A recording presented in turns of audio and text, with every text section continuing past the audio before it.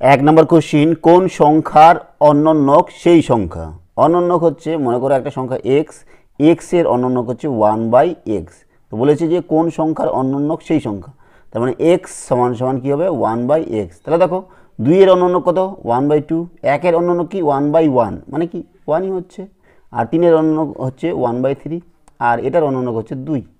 তাহলে দেখো 1-এর অনন্যক হচ্ছে একই, তাহলে আমাদের এই 1 হবে উত্তর। অ্যান্সার হচ্ছে বি নাম্বারটা। এক অঙ্কের ক্ষুদ্রতম মৌলিক সংখ্যা কত? তো দেখো 1 হচ্ছে মৌলিক না যৌগিক না, 2 হচ্ছে ক্ষুদ্রতম মৌলিক সংখ্যা, 3 মৌলিক সংখ্যা, 7 মৌলিক সংখ্যা, 5 মৌলিক সংখ্যা, 9 মৌলিক না 9 যৌগিক। তাহলে ক্ষুদ্রতম মৌলিক সংখ্যা হচ্ছে 2। তাহলে আমাদের উত্তর হবে ডি নাম্বারটা। কোন সংখ্যার 1/5 থেকে 5 বিয়োগ করলে 5 হয়? তো সংখ্যাটা আমরা ধরে নিচ্ছি এক্স, এক্স যদি হয় এক্সের 1/5 মানে এক্স ইন্টু 1/5 থেকে 5 বিয়োগ করছি, তাহলে কত পাচ্ছি 5, তাই না? এটাই তো বলছে।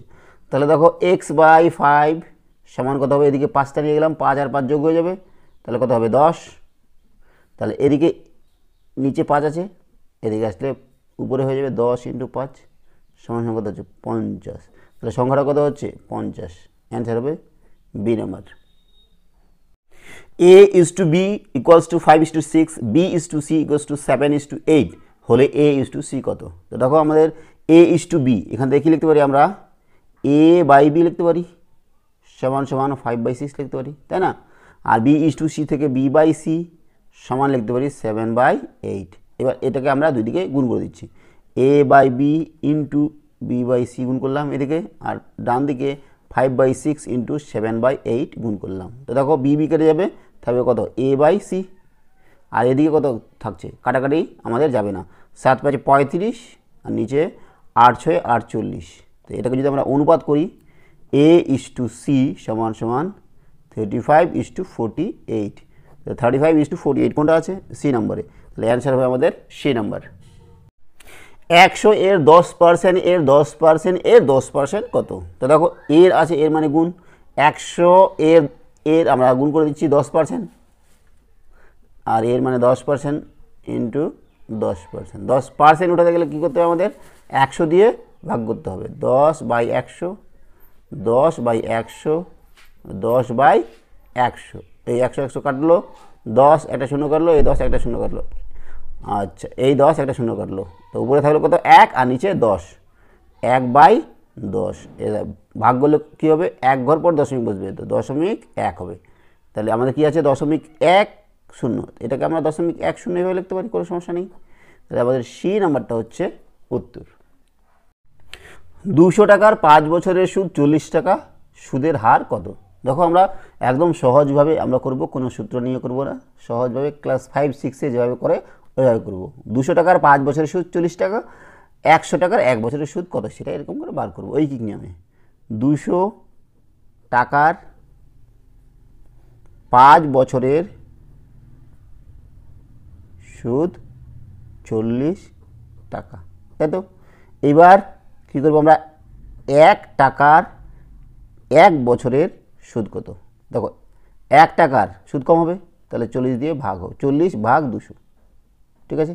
এর 5 বছরের থেকে 1 বছরের সুদ কম হবে, তাহলেও ভাগ, তাহলে 5 দিয়ে ভাগ, 100 টাকা। এইবার 100 টাকার 1 বছরের সুদ, 1 টাকার ছিল এটা, তাহলে 100 টাকার বেশি হবে, বেশি হলে গুণ, উপরে চলে যাচ্ছে 100, আর নিচে যা আছে তাই, ইন্টু 5, তাই তো? এই দুটো শূন্য কাটলাম, দুটো শূন্য কাটলো, এইবার কী হবে 5 2 × 10, 5 2 × 10, আর এই 4 কাটে যাবে, এই শূন্যটা কেটে যাবে, তাই না? তাহলে 4% হয়ে গেল, উত্তর হচ্ছে 4%। একটি কাজ একটি কাজ 5 দিনে, বি ওই কাজ 3 দিনে, সি ওই কাজ 10 দিনে করে, তারা একসাথে ওই কাজটি কত দিনে করতে পারবে? তো দেখো কাজটা হচ্ছে 5 দিনে করছে, বি 3 দিনে করছে, এবং সি 10 দিনে করছে। তাহলে গোটা কাজটাকে যদি আমরা এক অংশ ধরি, কাজ হচ্ছে এক অংশ, তাহলে একদিনে করে, 5 দিনে করছে এক অংশ, তাহলে একদিনে কত করবে 1/5 অংশ, তাই না? বি একদিনে করে কতটা, 3 দিনে এক অংশ করছে, তাহলে একদিনে কতটা করবে 1/3 অংশ। আর সি একদিনে কতটা করবে, 10 দিনে এক অংশ করছে, তাহলে একদিনে 1/10 অংশ, তাই না? এইবার এ প্লাস বি প্লাস সি এরা তিনজন মিলে একদিনে কতটা করবে, সবগুলো যোগ করছি, 1/5 অংশ, 1/3 অংশ, 1/10 অংশ, এতটা অংশ তারা একদিনে করবে। তাহলে 5, 10 আর 3 লসগু করতে হবে। 5, 10, 3, 5 দিয়ে যাবে, 5 একে 5, 5 দুগুণে 10 আর 3 থাকলো, আর যাবে না, 3 দুগুণে 6, 6 5 30, লসগু কত হচ্ছে 30, তাহলে 30 হলো নিচে। 5 6 30, 6, 3 10 30, 10, 10 3 30, 3, তাহলে কত হচ্ছে 10 16 17 18 19, 19/30, তারা একদিনে এত অংশ করছে, একদিনে এত অংশ করছে, তাহলে 19/30 অংশ কাজ করে একদিনে। তাহলে এক অংশ কত দিনে করবে, এক অংশ করবে 1 গুণ 30/19 দিনে। তাহলে দেখো এরকম আমাদের অপশন আছে কিনা, নিচে 19, তাহলে নিচে 19 এটাই আছে, এটাই হবে। তা আমরা করে নিচ্ছি 19 একে 19, থাকলো কত 11/19, এত দিন। বুঝা গেল? ডি নাম্বার হচ্ছে আমাদের সঠিক উত্তর। এ ও বি এর কাজ করার অনুপাত 3:5, তাদের কাজ শেষ করার অনুপাত কত? তো দেখো এ আর বি আছে, এদের কাজ করার অনুপাত হচ্ছে 3:5, মানে এ যতটা কাজ করে বি বেশি কাজ করছে, 3:5। তাহলে একটা কাজে, যেটা এক অংশ আমরা ধরি, তাহলে সেই কাজটা কার তাড়াতাড়ি শেষ হবে? অবশ্যই বি এর শেষ হবে, কারণ এ বেশি কাজ করছে। আর তাদের কাজ শেষ হওয়ার অনুপাত হবে উল্টা, 5:3, কারণ কাজ তো নির্দিষ্ট, কাজ হচ্ছে এক অংশ, তাহলে সেই কাজটা তাড়াতাড়ি শেষ করবে বি, যেহেতু বি এর কাজের অনুপাত বেশি। তার মানে কাজ করার অনুপাত যদি 3:5 হয়, তাহলে কাজ শেষ হওয়ার অনুপাত তার উল্টা হবে, 5:3। তাহলে উত্তর হচ্ছে আমাদের সেই নাম্বারটা। কোনটি ঠিক? 5/0 = 0, 0/0 = 1, 0-র পাওয়ারে 0 = 1, 5-এর পাওয়ারে 0 = 1। তো দেখো 0 দিয়ে কাউকে ভাগ করা যায় না, অসঙ্গত, তাহলে এটা হচ্ছে না, এটা ভুল। 0/0 1, এটা কোনো দিন হবে না। 0-র পাওয়ারে 0 1, এটাও ঠিক না।